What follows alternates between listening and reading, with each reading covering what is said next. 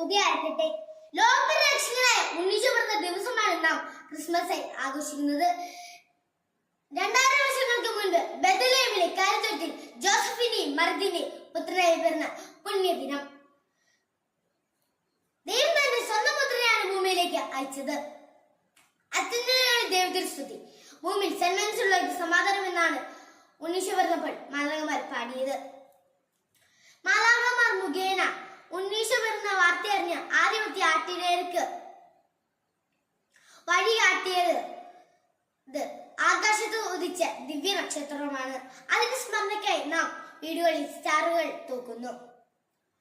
സ്റ്റാറുകൾ തൂക്കിയും Christmas ട്രീകൾ ഉണ്ടാക്കിയും ആ ദിനം നാം കൊണ്ടാടുന്നു. ലോക നന്മയ്ക്കായി പിറന്ന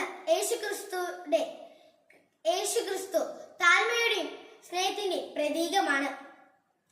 ഈ വരുന്ന ക്രിസ്മസ് കാലം നമുക്ക് മറ്റുള്ളവരോടുള്ള വിദ്വേഷവും വഴക്കും മാറ്റി ഒരുമയോടെ ഒത്തൊരുമയോടെ സ്നേഹത്തോടെ നമുക്ക് കഴിയാം.